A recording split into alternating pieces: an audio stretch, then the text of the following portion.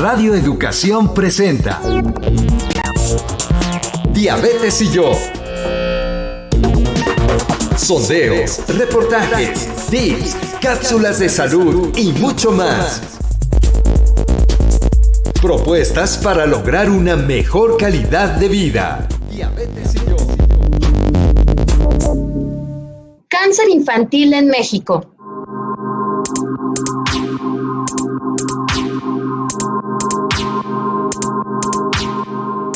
Muy buenas tardes, bienvenidos a una emisión del programa Diabetes y yo, propuestas que pueden mejorar su calidad de vida. Esa es la intención del equipo de esta emisión.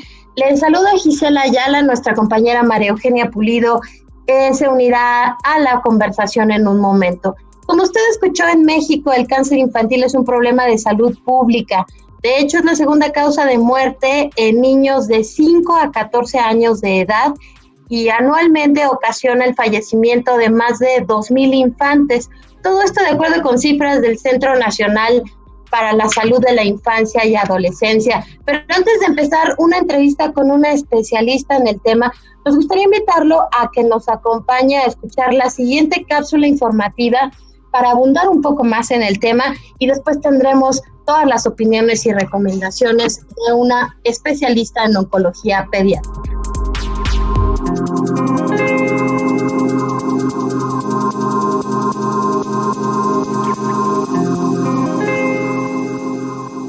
Cáncer se refiere a un conjunto de enfermedades relacionadas que derivan de células que no se desarrollan de manera normal, pues en lugar de crecer y dividirse para formar otras nuevas, crecen de manera descontrolada y sobreviven cuando deberían morir. Por su parte, las células nuevas se forman cuando no son necesarias. Estas células anormales pueden dividirse sin interrupción, se diseminan a los tejidos del derredor y pueden formar masas que se llaman tumores. Puede detectarse a cualquier edad y comenzar en casi cualquier lugar del cuerpo. Esta enfermedad es curable con un diagnóstico y tratamiento oportuno. En México se diagnostican más de 5,000 nuevos casos de cáncer infantil al año. El cáncer infantil se presenta más en varones que en niñas y se detecta principalmente en el primer y el cuarto año de vida. La falta de interés o de conocimiento ante el cáncer infantil fomentan que los casos se diagnostiquen de manera tardía, pero es muy importante recordar que con un diagnóstico oportuno y un tratamiento adecuado, el porcentaje de sobrevivencia es mayor a 80%. Es por eso que hoy le invitamos a que nos acompañe a conocer más sobre cáncer infantil. Esta cápsula fue elaborada con información de la Asociación Mexicana de Ayuda a Niños con Cáncer, AC.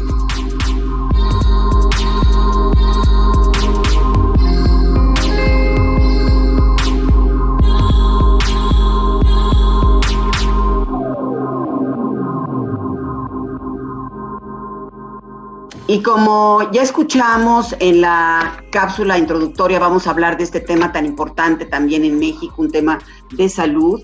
Y para desarrollar este programa tenemos el gusto de que nos acompañe la doctora Yadira Melchor. Ella es oncóloga pediatra de la Unidad de Trasplante de Médula Ósea del Centro Médico ABC y cuenta con amplia experiencia en el Instituto Nacional de Pediatría de la Secretaría de Salud. Doctora, un gusto saludarla. Hola, ¿qué tal? Gracias por la invitación. De acuerdo con información oficial, algún tipo de cáncer es la primera causa de muerte de niños entre 5 y 14 años de edad. ¿Cuál es la situación que guarda en nuestro país, doctora? ¿Y cuáles son los tipos frecuentes de cáncer en los niños mexicanos, a diferencia de otros países? Bueno, los tres primeros tipos de cáncer en nuestros niños, el primero es leucemia linfoblástica aguda, seguido de tumores del sistema nervioso central y tercer lugar, los linfomas. Estos son los tres principales tipos de cáncer en nuestros niños mexicanos. Y de ahí, pues va seguido de otros tumores sólidos. ¿Y cuál es la señal para que las familias estén alertas? ¿Se puede prevenir? ¿Lo podemos ver antes de que pueda ser demasiado tarde? es importante tener tener en mente estos signos de alarma. ¿Cuáles son? Pues el simple hecho de que un niño deje de jugar, eso nos debe de alertar. Los niños de manera natural, pues siempre están jugando, están activos. Los datos de alarma que tenemos que estar pendientes, pues son fiebre que no está relacionada a ningún tipo de infección, que dure más de una semana y que no esté relacionada a nada infeccioso, que tengamos sangrados, puntitos rojos, moretones, aumento de volumen en cualquier parte del cuerpo, desde bolitas en el cuello hasta cualquier aumento de volumen en cualquier zona. Dolor óseo, no existe el dolor de crecimiento, eso es importante que nosotros sepamos que si nuestros niños tienen dolor debe de ser por alguna situación, tal vez no de cáncer, pero nos debe de alertar. Pérdida de peso, sudoración nocturna, el que tengan estrabismo, es decir, que se les vaya el ojito para algún lado que habitualmente no lo tenían, o pérdida de alguna habilidad aprendida, es decir, niños que ya caminaban, ya hablaban, que dejen de hacerlo. Todos estos son signos de alerta que nos deben de llamar la atención e inmediatamente dirigirnos al médico. Entonces, los más comunes son los de médula ósea. ¿Cuáles son, nuevamente nos quiere decir, cuáles son los más comunes en los niños mexicanos y a qué se debería? ¿Es una cuestión étnica? ¿Hay antecedentes en las familias? ¿Por qué este tipo de cáncer? En general, a nivel mundial, la división es así: leucemias, seguido de tumores del sistema nervioso central, y linfomas. Esto se respeta en nuestros niños mexicanos. ¿Por qué se presentan principalmente los tumores que son hematológicos? Pues esto tiene diferentes causas, no tenemos una causa en específico. Lo que sí sabemos es que algo en el sistema inmunológico de nuestros niños falló y que ha sido impulsado u orientado por algún factor ambiental que ayudó a que se desarrollara o que esta enfermedad se pueda presentar. Ahora, ¿por qué es más común en varones que en mujeres? También obtuvimos ese dato, doctora. Claro. Bueno, es muy importante que nosotros sepamos que los niños tienen en su genética un cromosoma X y un cromosoma Y. Las mujeres somos XX. La deficiencia de algunos genes que tenemos en el X, pérdida de esos genes, que justamente no los van a tener los niños, entonces esto los hace más susceptibles a cáncer. Ha habido muchos estudios donde esa pérdida de esa patita del X y que lo convierte en Y, justamente ayuda a que estos niños tengan mayor susceptibilidad a la presencia de cáncer y a poder expresarlo de manera más frecuente que las niñas. Y Yadira, ¿cuál sería como la diferencia entre el cáncer que les da a los adultos al cáncer que les da a los niños? ¿Es más fácil poderse curar por completo en ese tipo de cánceres si se detectan a tiempo? ¿Cuál sería esta gran diferencia con los adultos? Bueno, la gran diferencia y que afortunadamente nosotros tenemos en los niños es que el cáncer infantil se cura. Afortunadamente no hablamos de supervivencia como en los pacientes adultos que hablan de se pueden curar 2, 5 años. No, los niños realmente se curan para siempre. La supervivencia en los pacientes pediátricos, siempre y cuando el cáncer se detecte a tiempo, es más del 80%. Ajá. ¿Y hay una diferencia notable en el número de casos entre un niño que vive en una urbe, en una ciudad, que en el campo? O por vivir en la urbe, no sé, la contaminación, todos los factores externos que puedan influenciar en el desarrollo de este tipo de cánceres, doctora? Lo que sí sabemos es que pacientes que han estado expuestos a organofosforados, que viven cerca de gasolinerías o que tienen exposición a ciertos químicos, incrementa su riesgo para presentar cáncer. Entonces, pues sabemos que en las ciudades, pues aquí tenemos mayor consumo de cosas industrializadas, que eso es un factor, mayor exposición al smog, incluso al tabaco, que los niños no fuman, pero los padres sí son fumadores pasivos. Eso es un factor de riesgo para nuestros niños. Y pues en pacientes que pueden ser de provincia, pues estar en el sureste, por ejemplo, zonas petroleras, se ha visto que tienen un incremento en el riesgo de leucemia, por ejemplo. ¿Y por qué se detectan tan tardíamente los casos aquí en la Ciudad de México o en México en particular? ¿Por qué muchos de los niños son llevados por sus padres a la atención médica ya cuando es muy avanzada la enfermedad? ¿Qué sucede? ¿Hay una mala información? ¿No somos atentos los padres a los síntomas? ¿Qué pasa, doctor? Son diferentes factores. Entre los que más hemos observado, en realidad los padres sí detectan en muchas ocasiones los signos y síntomas que pueden tener sus hijos, pero los llevan con diferentes médicos en donde no tienen la percepción o el conocimiento de cáncer. Entonces, estos niños van desde que empezaron con síntomas hasta el diagnóstico, pueden pasar hasta 4 semanas en los enfermedades como leucemias e incluso hasta 6 meses en tumores sólidos. Entonces, creo que aquí es falta de cultura. Este es un gran trabajo que actualmente se está haciendo en toda la comunidad oncológica, transmitir estos signos de alarma a los médicos de primer contacto y a estos padres para que se pueda hacer diagnóstico oportuno. ¿Podemos prevenir el cáncer en los niños? ¿Se puede prevenir? Pues la mejor prevención siempre es una vida sana, el poder estarlos llevando con sus médicos, ya que tampoco esa cultura la tenemos de la revisión del niño sano para poder hacer diagnósticos oportunos. En realidad, el cáncer no existe una medicina, no existe un alimento con el que podamos prevenirlo, pero sí podemos estar atentos a estas señales y en cuanto alguna se presente, hacer ese diagnóstico. Pero se preguntarán muchos de los padres, ¿a qué se está refiriendo la doctora cuando dice un niño sano? Porque es muy amplio este concepto. ¿Qué es un niño sano? Claro, pues todas estas revisiones que se deben de hacer al nacimiento, todas estas revisiones que tenemos que hacer a los 6 meses, al año, es decir, vigilar el crecimiento, el peso de nuestros niños, el acudir con los pediatras, se tenga o no se tenga enfermedad. Doctora, si estos niños, como usted ya lo mencionó, en la mayoría de los casos se curan completamente, es un cáncer que se puede curar completamente, no hay, como pasa en los adultos, que sale muy bien el tratamiento, la operación, pero resulta que después vuelve a presentarse. En la edad adulta no hay un riesgo de que pueda volverse a presentar el cáncer, este tipo de cáncer que les dio a los niños en temprana edad. El mismo tipo de cáncer, probablemente no, pero todo paciente que ha generado cáncer en algún momento de su vida, es obligatorio darle seguimiento, ya que justamente su sistema inmunológico permitió que se presentara cáncer, así es que sí podemos tener mayor riesgo de que en algún momento se pudiera tener algún otro tipo de cáncer.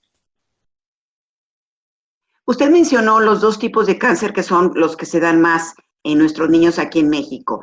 Dijo que los tumores en el cerebro y la leucemia.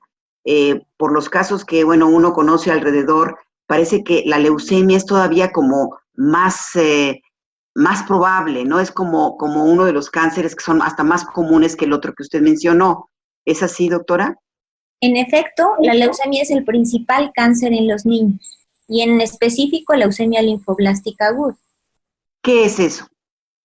La leucemia linfoblástica es una alteración de la médula ósea. La médula no puede generar células sanas, es decir, defensas. Genera células inmaduras a las cuales llamamos blastos y que estas células empiezan a sustituir el huesito. Dentro de la médula ósea se empiezan a sustituir por células enfermas, lo cual hace que no tengamos defensas, que no tengamos plaquetas, que son las que se encargan de la coagulación, que eso es lo que ocasiona los moretones, los sangrados, que no tengamos suficientes eritrocitos, que eso es lo que nos da el color, que estemos pálidos. Entonces, esta enfermedad es la sustitución de células normales por células muy inmaduras. En el caso de el segundo tipo de cáncer, de los tumores cerebrales que mencionó en los niños, ¿cómo estos los podemos detectar a tiempo? ¿O es mucho más difícil detectar a tiempo? ¿Cuáles serían como los síntomas o las señales de alarma para los papás? Dolor de cabeza persistente, el que tengan vómito no relacionado a alguna otra sintomatología, en específico, pues el estómago, que tengan que los ojitos se vayan a algún lado, esto se llama estrabismo, es decir, que la bolita negra que tenemos en el ojo se desvíe, la desviación de ese ojo. Que las cosas aprendidas, como el caminar, el gatear, se pierdan, niños que ya lo hacían, ya no lo puedan realizar. En los bebés, por eso es importante ir al pediatra, porque en el pediatra nos va midiendo la cabecita de los bebés, nos va diciendo el perímetro cefálico. Cuando ese perímetro cefálico sale de los rangos normales, que está creciendo de más la cabeza, ese es también un dato que nos debe de llamar la atención. Doctora, hablemos de los tratamientos que existen en México. ¿Podemos decir que es de fácil acceso el medicamento, los tratamientos en nuestro país? Pues afortunadamente cada día tenemos mayor acceso a diferentes recursos, aunque todavía tenemos muchos medicamentos a los cuales no podemos adquirir porque son muy caros. Entonces, este tipo de medicamentos pues se quedan fuera del alcance de nuestros niños. Es bien sabido que del 100% de nuestros niños existirá un 30, un 40% de niños que pueden no recibir el tratamiento por falta de recursos, por tener un ingreso tardío a este tratamiento, una referencia tardía. Entonces, justo aquí, pues reforzamos la parte de la detección oportuna. Y en cuanto a los hospitales que dan este tipo de tratamientos, porque me imagino que cancerología es para personas adultas o también los niños pueden acudir a cancerología. ¿Cuáles son los hospitales que tratan a los niños en la cuestión del cáncer? Cancerología no, porque justamente se dedica a pacientes adultos, pero los hospitales que se dedican a recibir niños, pues dentro de las instituciones públicas, los dos principales hospitales que reciben pacientes oncológicos es el Instituto Nacional de Pediatría, el Hospital Infantil de México, y en Secretaría de Salud existen otros hospitales como el el pediátrico de Moctezuma, que es justamente encargado para recibir pacientes pediátricos. Esto en la Ciudad de México. Fuera de la ciudad, pues también tenemos algunos otros hospitales, pocos, pero existe por lo menos uno en cada estado. Y de los hospitales privados que pueden ver pacientes oncológicos, pues obviamente está el Centro Médico ABC, en el cual hemos crecido mucho y es un centro altamente especializado para pacientes oncológicos, pediátricos. Pero, para niños de escasos recursos es difícil ahí, ¿no? Por supuesto. El tratamiento del cáncer no es barato, es un tratamiento que tiene un impacto importante en la parte económica y un impacto social muy importante. Entonces, sí se requiere tener un gran soporte para el tratamiento. Una vez que el niño se cura, o se puede decir que ya está curado, no hay problemas, secuelas en el crecimiento, en el aprendizaje, que tengan los papás que estar como muy pendientes de que puede haber en su desarrollo, o sea, que el desarrollo como cualquier niño no sea normal, ¿o no influye esto? Sí puede influir, ya que los medicamentos que utilizamos, que entre ellos es quimioterapia, incluso podemos utilizar radioterapia, bueno, este tipo de tratamientos pueden generar efectos adversos a largo plazo. Por eso es importante que al final y durante el tratamiento estas secuelas se vayan evaluando, es decir, ir evaluando por aparatos y sistemas.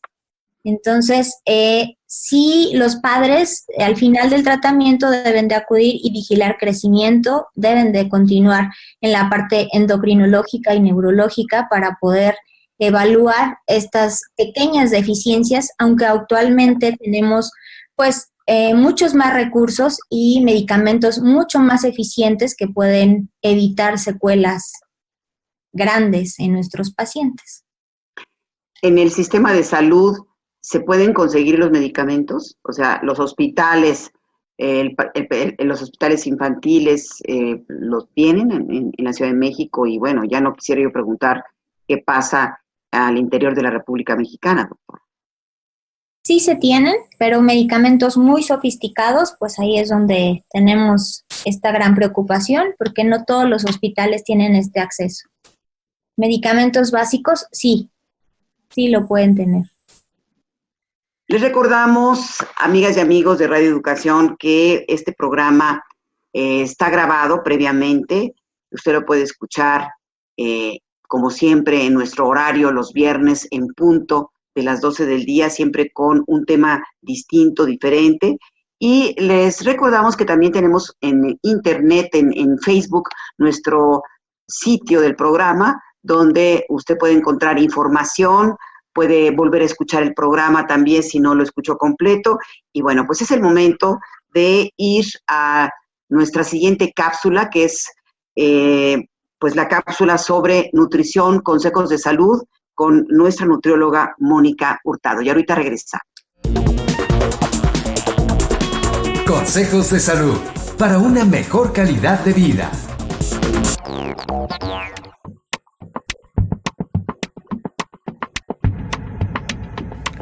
Hola, ¿cómo estás? Mi nombre es Mónica Hurtado, la nutrióloga de Quiero Saber Salud. Y en esta cápsula de estos consejos de salud, te quiero platicar que por ahí anda circulando un estudio de una empresa que se llama Ipsos, donde, bueno, pues analizaron las causas del por qué algunos países incrementaron en gran medida su peso durante esta pandemia. ¿Y qué crees? México, uno de los primeros o de los que se encuentran en primer lugar que han incrementado de peso. México incrementó, bueno, los mexicanos hemos incrementado aproximadamente 8.5 kilos de peso en esta pandemia, en este año que llevamos. Después de Arabia Saudita, Argentina, Perú, Chile, que en promedio incrementaron ellos entre 7 y 7 kilos 900. Después de Hong Kong, que incrementó 3.4 kilos. Bueno, ahí no termina todo.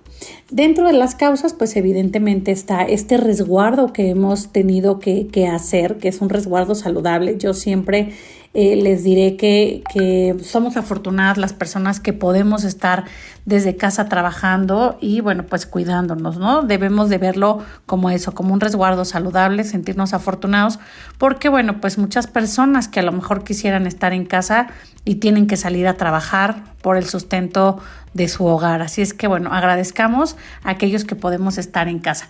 Bueno, y dentro de otras causas también se encuentra que disminuimos nuestra actividad física, nos hemos vuelto más sedentarios. Si siguiéramos sedentarios hace algunos años, 8 de cada 10 mexicanos adultos no practicábamos buena cantidad de actividad física. Bueno, pues ahora con esta pandemia se incrementó. También la ansiedad ha hecho que nosotros como mexicanos pues preferamos algunos alimentos como ricos en grasas, ricos en azúcares, ricos en harinas, o pues pueden ser que no sean ricos en estos nutrimentos que yo les comenté, pero puede ser que sí nos estemos excediendo en las porciones. Así es que dentro de estas causas pues está el incremento a la comida, pero por esta ansiedad que no sabemos cómo canalizarla.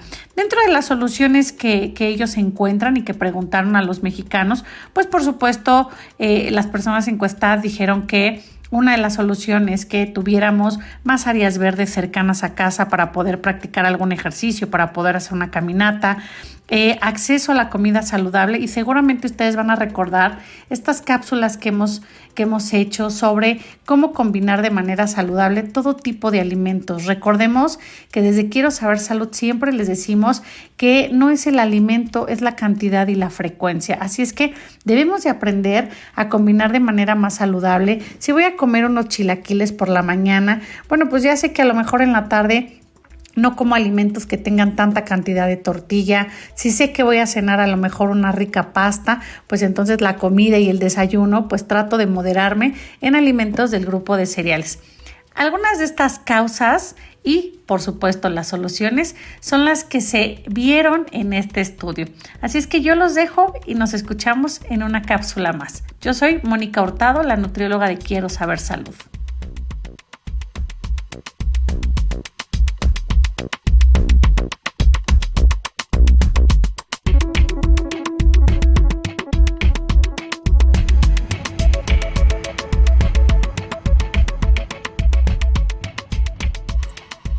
Doctora Yadira Melchor, esos estudios que usted nos indicó previos, que deben bueno, hay una cartilla de vacunación y también cuando nace un bebé, cuando nace hay una evaluación de cómo viene el bebé, si todo está correctamente, tiene que estar el pediatra ahí presente, pero para detectar este tipo de tumores o de problemas de cáncer que les afectan a los niños, digamos, ¿cuál sería como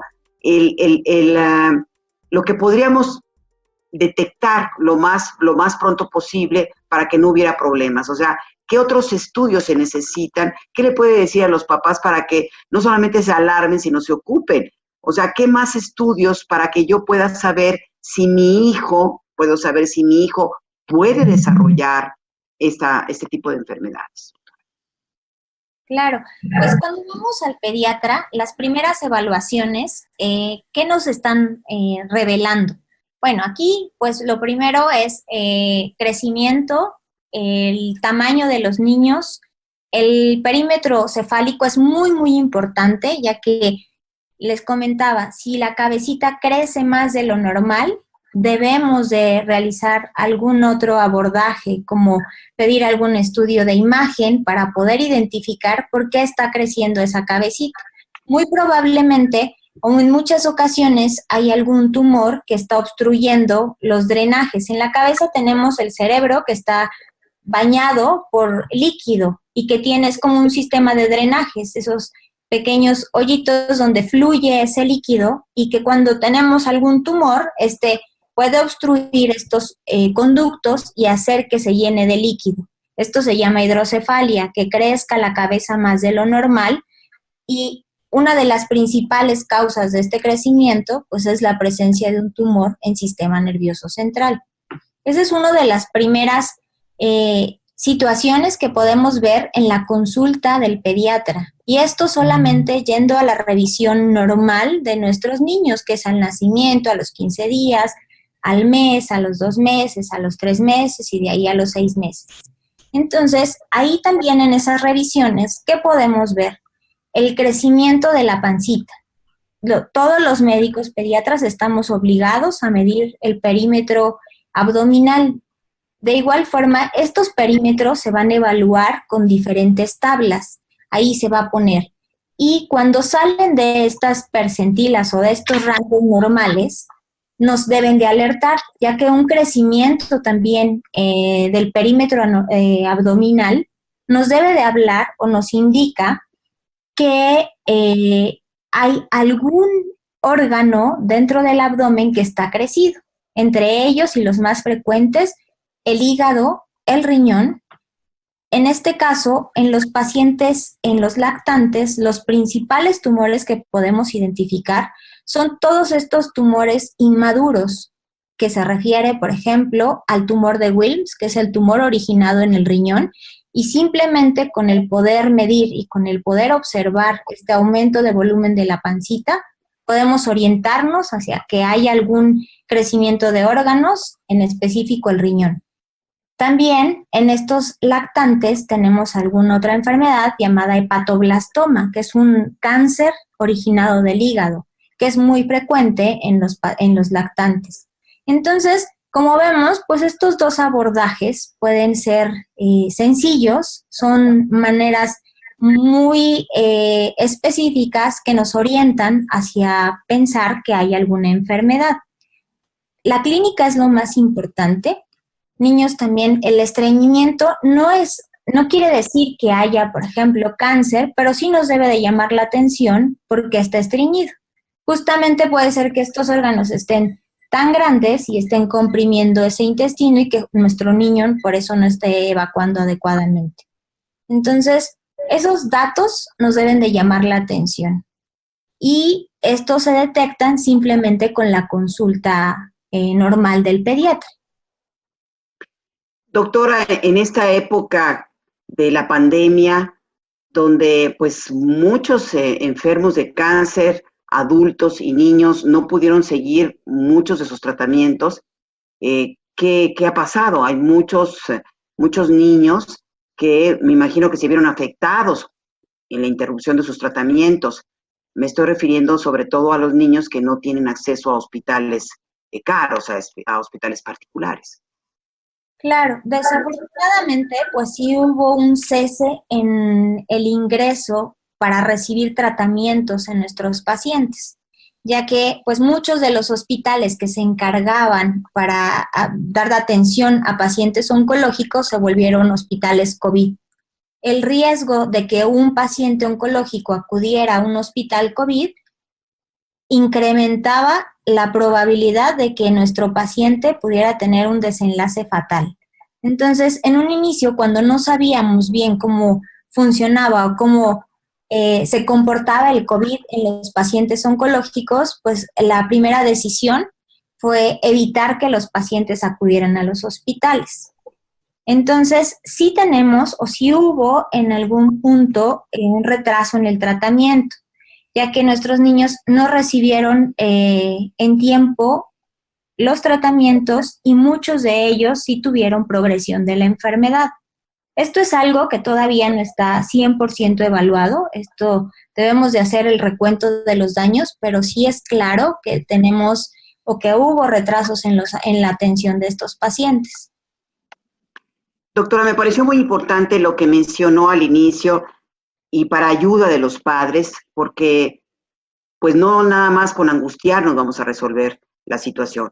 ¿Cuáles son, si nos quiere volver a repetir, las señales de alerta que yo puedo ver, detectar en mi paciente, en mi niño, en mi hijo, en el infante?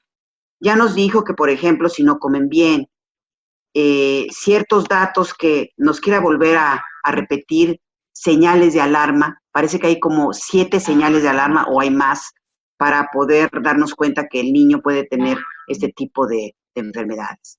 Claro, podemos identificar diferentes señales de alarma. Entre ellas, pues les comentaba el dolor óseo, el dolor de los huesos. Que no existe dolor muchas veces dicen, ay, le duelen los huesos al niño es porque está creciendo.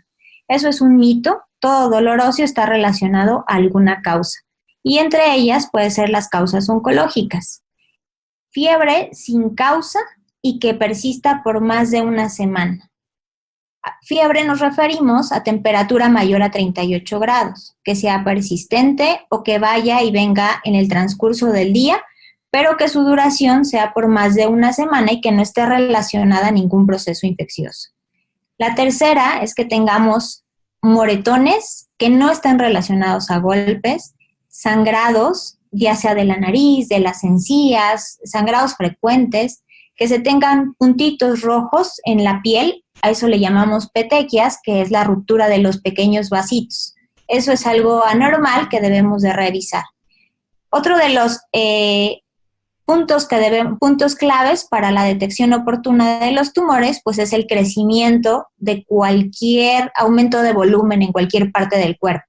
Crecimiento de ganglios, crecimiento de cualquier bolita, eso nos debe de alertar.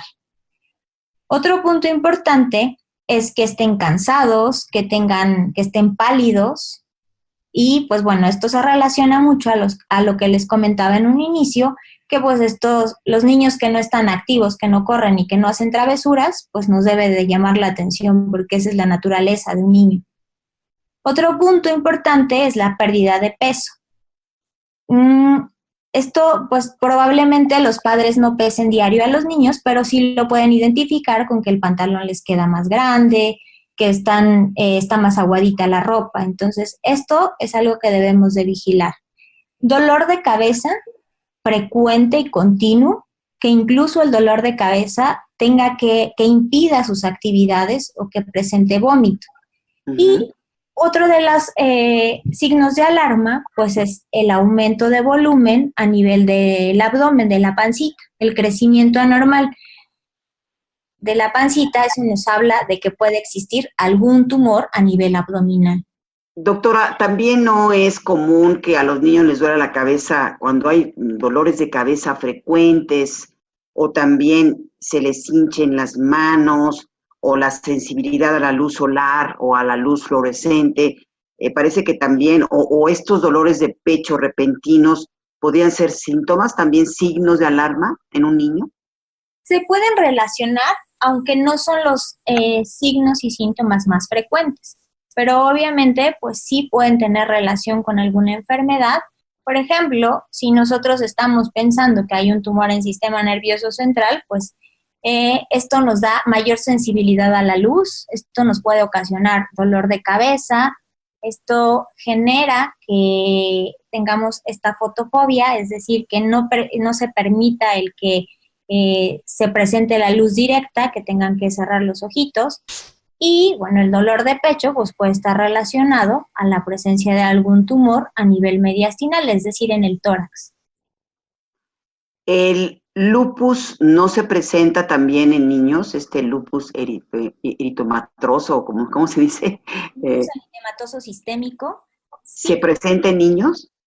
Sí, es frecuente, bueno, se presenta, pero es más frecuente en adolescentes, mucho más frecuente en adolescentes, en mujeres, y justamente el lupus puede tener estas características, el que se hinchen los pies, el que se hinchen las manos, el que tengamos esto también que se hinche la cara, que puedan tener dolor en el pecho. Entonces, el cáncer es cierto que tiene diferentes diagnósticos pues diferenciales, es decir, podemos confundirlo con alguna otra cosa, por eso es importante que no importa, en ese momento tal vez los padres no saben qué tiene nuestro niño, pero lo importante es acudir al médico, el poder revisar, abordar y ver por qué está teniendo estos síntomas o estos signos. Tener de ir desde la clínica, que es lo principal, es decir, la revisión por el médico, y de ahí seguidos de algún estudio en específico, ya sea un estudio de imagen, estudios de sangre. Pero lo más importante, como bien lo decía usted, es ocuparnos, no preocuparnos, sino el ocuparnos, el acudir de manera oportuna. Y bueno, aquí en nuestro país, pues tenemos un factor muy importante que son las mamás. Debo platicar que muchos de los diagnósticos se han hecho a través de las mamás. Ellas, los médicos decían, bueno, no tiene nada, y la mamá sabía que tenía algo porque no veía normal al niño, no lo veía jugar, no lo veía caminar bien. La mamá insistía hasta que justamente por la insistencia de los padres se llegaba a ese diagnóstico. Entonces, bueno, tenemos esa oportunidad que las mamás mexicanas pues siempre están muy atentas a los niños y son muy insistentes. Yadira, estarás, no sé si de acuerdo conmigo, yo te pregunto, tú eres la experta, conforme vamos creciendo, o sea, los papás estamos enfocados más en la salud, las revisiones médicas son más frecuentes cuando es un niño, después los adolescentes a veces son más reacios, y conforme ya crecemos, somos adultos, vamos cada vez menos al doctor. Sí es cierto, ¿verdad? Hay más atención, entonces eso puede ser una buena oportunidad para que, pues en las revisiones médicas del pediatra se pueda detectar algo a tiempo. No sé si esté de acuerdo, doctora. Totalmente de acuerdo. Justamente, pues cada vez hay mayor cultura de llevar a las revisiones con los pediatras, cada vez se tiene mejor seguimiento, por eso es que hay mayor detección del cáncer infantil, pero también aquí menciona un punto muy importante. Sí. Llegamos a la parte de los adolescentes. Los adolescentes es donde ya la mamá pues no le ayuda a bañarse, no le ayuda a vestirse, hay mayor pudor Así es que aquí también es muy importante estar pendientes de los adolescentes, ya que algunos de los tumores en la adolescencia pues se presentan justamente en genitales. En ellos, pues en los varones, en testículos, este aumento de volumen, tan sencillo la presencia de aumento de volumen o aumento de la consistencia, que el testículo esté más duro, eso nos debe de llamar la atención. Así es que, pues esto también es un trabajo importante para los padres, el poder enseñarle a nuestros hijos, el conocer su cuerpo y el transmitirles que en el momento en que exista algún cambio, sin temor, sin duda, sin pena, deben de avisar a mamá o a papá para que esto se pueda revisar pues de manera temprana. Doctora, qué bueno que hace un punto sobre la cuestión hormonal, el crecimiento. Siempre hay cambios en el crecimiento, en los niños, en los adolescentes y ya cuando nos convertimos en adultos. Pero sí tiene que ver que la cuestión hormonal, todos estos cambios que tienen los niños a la adolescencia, también pueden ser como, si no hay algo funcionando bien, propensión al cáncer, a este tipo de cánceres, por la cuestión hormonal. Por ejemplo, en las mujeres, en las niñas. Sí.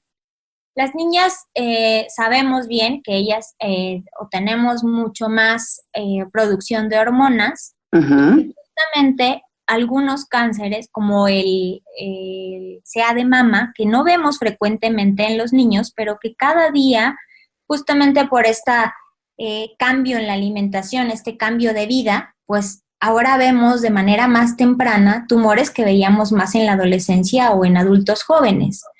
Esto también pues está relacionado en que si en nuestra familia nosotros tenemos a nuestra mamá, a nuestra abuela que en algún punto tuvo CA de mama, pues este tipo de tumores se pueden estimular con los cambios hormonales y tener presencia de esta enfermedad en niños o en pacientes adolescentes. Esto es poco frecuente, pero sí lo hemos llegado a ver.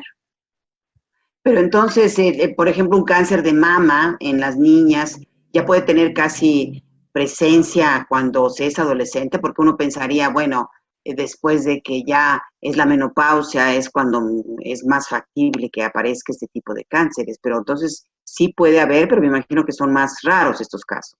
Muy raros, pero sí se relacionan cuando tenemos antecedentes en nuestra familia, por ejemplo, mamá, abuela o tías que tengan este tipo de enfermedad, pues aquí debemos de estar pendientes de nuestros adolescentes, ya que el riesgo de cáncer de mama de manera más temprana puede ocurrir.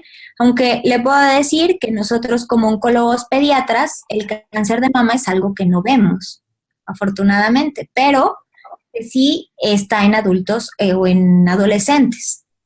Muy bien, pues vamos a hacer una pequeña pausa. Doctora, gracias por permitirnos platicar con el auditorio, con nuestro amplio auditorio que tenemos en este programa todos los viernes, Diabetes y Yo.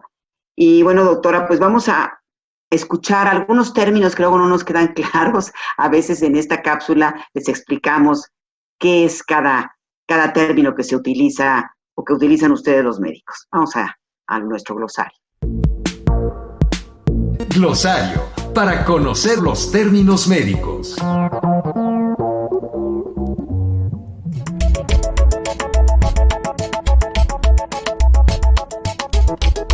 Linfomas, tipo de cáncer del sistema linfático, que es parte de la red del organismo que combate los gérmenes. Leucemia, cáncer en los órganos productores de la sangre, que se caracteriza por la proliferación excesiva de leucocitos o glóbulos blancos en la sangre y en la médula ósea. Sistema nervioso central. Está conformado por el cerebro y la médula espinal, que se desempeñan como el centro de procesamiento principal para todo el sistema nervioso y controlan todas las funciones del cuerpo. Cromosoma.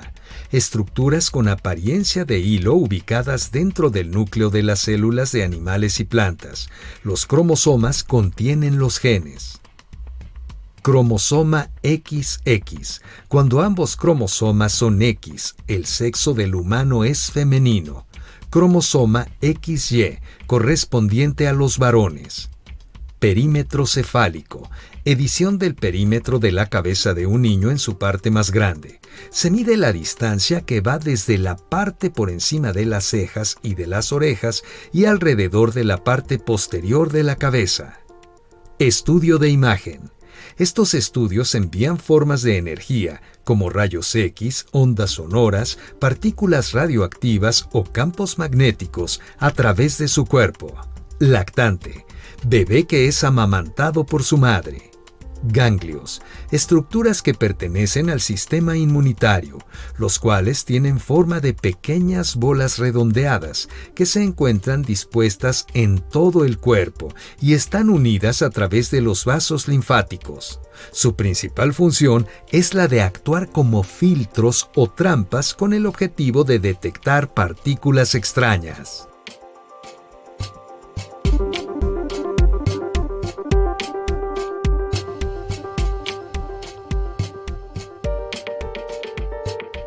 Continuando hablando de este tema, cáncer infantil, en nuestro programa Cáncer Infantil en México, con nuestra invitada del día de hoy, la oncóloga pediatra Yadira Melchor.